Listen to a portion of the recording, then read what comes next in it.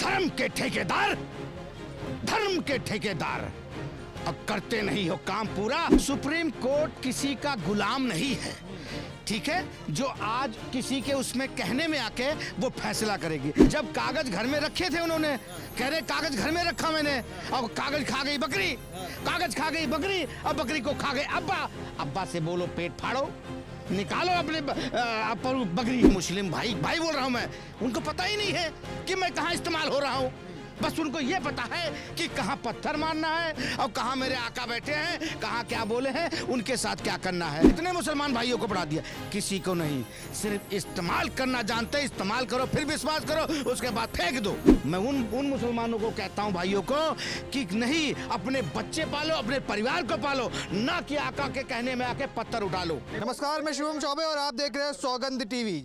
जमाते इस्लाम के अध्यक्ष मौलाना मदनी ने जब ये कहा कि सुप्रीम कोर्ट सरकार की गाइडलाइंस पे चलती है, कहीं ना कहीं जिस तरीके से सरकार कहती है उसी तरीके से सुप्रीम कोर्ट अपना निर्णय सुनाती है, क्या लगता है वाकई में देश के अंदर ऐसी संस्थाएं हैं जो वाकई में सरकार के इशारे पे काम करती है, या मौलाना मदनी का बयान महज एक राजनीतिक स्टंट है? किस तरीके से देखते हैं मदनी जो कह रहे हैं, वो सीधे तौर पर निशाना साध रहे हैं भारत सरकार के ऊपर कि तानाशाही करा रही, चाहे वो जितनी एजेंसियां हों, सुप्रीम कोर्ट तक को लपेटे में ले लिया गया। हाँ हाँ, क्या बात है। धर्म के ठेकेदार, धर्म के ठेकेदार, अब करते नहीं हो काम पूरा और छोड़ देते हो अधूरा, और कहते हो कि सुप्रीम कोर्ट क्या नाम है, सरकार के उस पे काम कर रही है। मेरी बात सुनो ध्यान से। आप बैठे हो, एक ऐसे तुम्हें लोगों ने बिठा रखा है कि हमारे इस चीज़ के ये मौलाना हैं और एक अच्छे उस पे बैठे हुए हैं। मैं ठीक है, लड़ो पर अपने हक के लिए लड़ो, लड़ो पर अपने हक के लिए लड़ो, ना कि थूक जिहाद, मुंह जिहाद, ऐसा सब करो। नहीं, पर वो तो कहते हैं कि सरकार के इशारे पर अगर काम कर रही है तो कहीं ना कहीं न्याय कहाँ रह जाएगा देश के अंदर। अगर सरकार किसी को भी पकड़ कर अंदर डाल लेगी, सुप्रीम कोर्ट सरकार के हक में फैसला सुनाएगी, तो कहीं ना कहीं अन्याय होगा देश के अंदर। मेरी बात सुनो, सुप्रीम कोर्ट किसी का गुलाम नहीं है, ठीक है, जो आज किसी के उसमें कहने में आके वो फैसला करेगी। जिसके पास प्रूफ, जिसका कहते हैं जिसका पास प्रूफ होगा उसी के साथ तो सुप्रीम कोर्ट खड़ी होगी। जब हमारे जमीन का, मेरे जगह का प्रूफ नहीं होगा तो मैं कैसे लड़ूंगा और कैसे साबित करूंगा कि ये मस्जिद मेरी है या ये मंदिर मेरा है। वो तो कहते हैं मेरे पुरखों ने दिए थे, कागज कहाँ से दिखाएंगे किसी को? तो मेरी बात सुनो, मेरे पुरखों ने बहुत सारी चीजें दे रखी है, मेरे दादा परदादा का नाम तक मैं जानता हूँ, और बताइए, उनका भी निकाल लिया कागज मैंने। आप चीज बताओ, जब कागज घर में रखे थे उन्होंने, कह रहे कागज घर में रखा मैंने, और कागज खा गई बकरी, कागज खा गई बकरी, अब बकरी को खा गए अब्बा। अब्बा से बोलो पेट फाड़ो, निकालो अपने बकरी। तो कह रहे हो तो खेतों में जाके मैं निकाल आया है, अब खेतों में निकाल आया वो।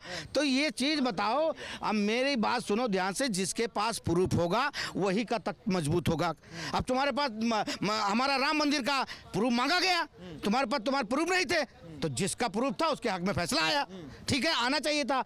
अब तुम ऐसे ही, अभी ज्ञान बापी का हुआ, उसके बाद ये क्या नाम है, संभल का भी हुआ है, प्रूफ है तो पेश करो यार, क्या दिक्कत है। और ये तुम क्या नाम है जो उल्टे सीधे बात बता रहे हो कि हम जिहाद करेंगे, ये तमाम मुस्लिम गरीब तबके के जितने मुस्लिम भाई बोल रहा हूं मैं, उनको पता ही नहीं है कि मैं कहां इस्तेमाल हो रहा हूं। बस उनको ये पता है कि कहां पत्थर मारना है और कहां मेरे आका बैठे हैं, कहां क्या बोले हैं, उनके साथ क्या करना है। वो आका के हुक्म पे वो पूरा मतलब हिंदुस्तान में वो हिलाने के लिए तैयार है। नहीं, पर बड़ा सवाल तो ये है कि जिस तरीके का ये आरोप लगाए, ये पहली बार नहीं हुआ है।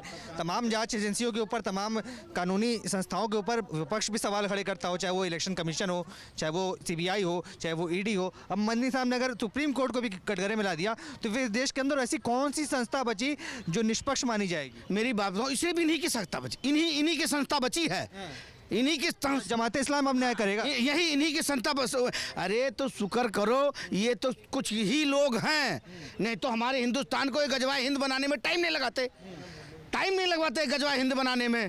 पर मैं फिर कह रहा हूं, जब वो सोच तुम्हारी अलग थी, ये सोच अलग है, वक्त आने पे तुम्हें बता देंगे कि भगवा हिंद कैसे होता है। और भगवा हिंद बना देंगे और भगवा ही भगवामय होगा। आप देख लेना इस बात को। मैं किसी चीज को टारगेट नहीं कर रहा हूं, ना किसी के जाति धर्म के लिए बोल रहा हूं मैं, पर वो जो कट्टरपंथी कर रहे हैं, जो गरीब मुसलमान, कितने मुसलमानों को इन्होंने मदद कर दिया, कितने घर दे दिया मुसलमानों को वक्फ बोर्ड के नाम पे, कितने घर दे दिया, कितनों का घर बसा दिया, एक कितने मुसलमान भाइयों को उन्होंने पढ़ा दिया, कितने मुसलमान भाइयों को पढ़ा दिया। किसी को नहीं, सिर्फ इस्तेमाल करना जानते हैं। इस्तेमाल करो, फिर विश्वास करो, उसके बाद फेंक दो। मैं उन मुसलमानों को कहता हूं भाइयों को कि नहीं, अपने बच्चे पालो, अपने परिवार को पालो, ना कि आका के कहने में आके पत्थर उठा लो। आप देख रहे हैं सौगंध टीवी, सौगंध वतन की।